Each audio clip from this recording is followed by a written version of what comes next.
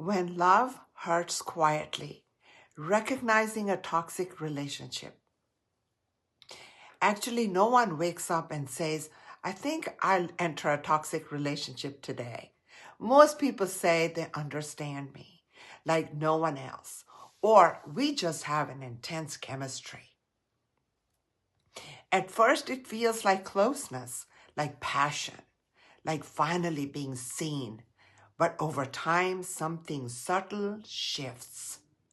You start second guessing yourself, you explain your feelings, and somehow you end up apologizing. You feel anxious when they are distant, relieved when they are kind, and confused most of the time. This is where many toxic relationships live, not in obvious cruelty, but in a quiet psychological erosion. My name is Fawzia Faizi Shah, licensed clinical social worker. Welcome to my YouTube channel. Let's get started. Clinically, a toxic relationship is not defined by occasional conflict. Conflict is normal. Toxicity is defined by persistent patterns that undermine emotional safety and autonomy and self-trust. Research in relational psychology shows that chronic exposure to relational stress, especially emotional invalidation, activates the same neural threat pathways as physical danger. In simple terms, your nervous system does not know the difference between being emotionally harmed and being physically unsafe.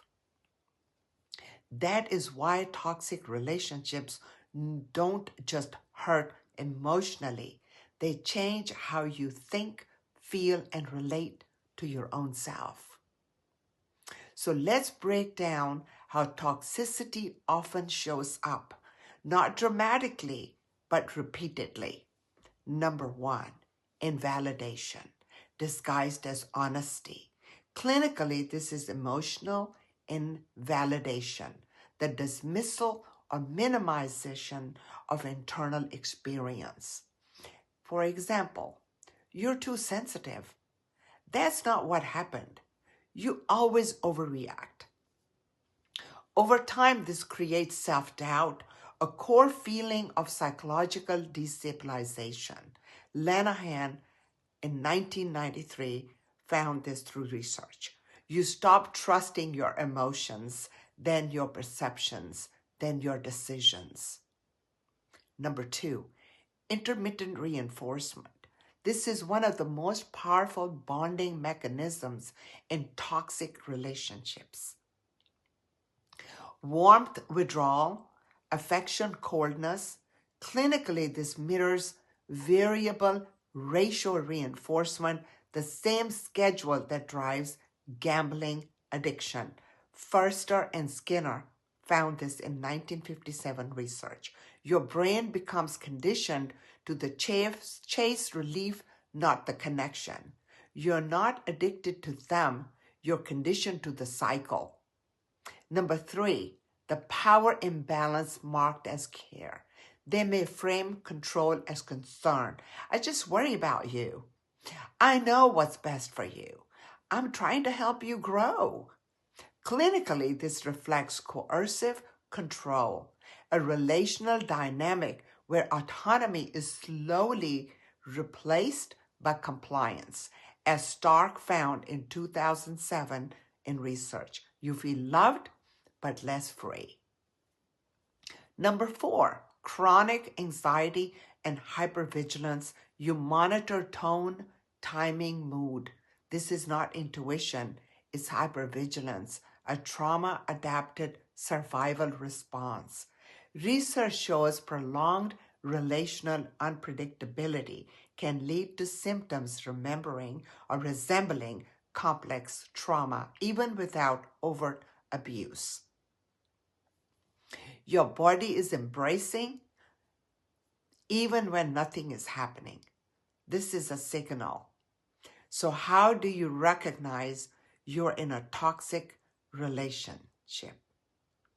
Ask yourself, Not do I love them, but do I feel emotionally safer with them or away from them? Do I feel more like myself or smaller over time? Do I explain my pain often but see little change? Do I feel responsible for managing their emotions? Do I feel confused more than connected? Clinically speaking, healthy relationships support nervous system regulation. Toxic ones dysregulated.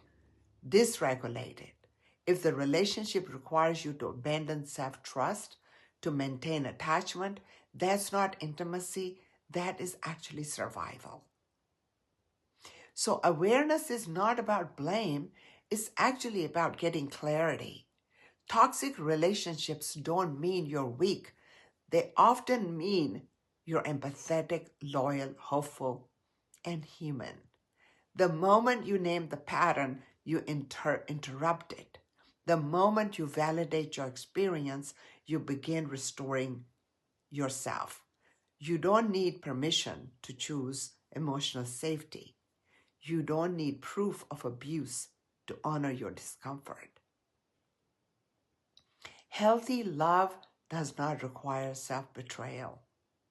And recognizing that is the first act of psychological freedom.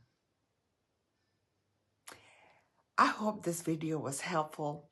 If you're in a toxic relationship, leave a comment or two for me, and please hit the like button and let me know how you were able to recognize that you were in a toxic relationship, and then what steps did you take in order to get out of that type of a relationship. Thank you and have a great day.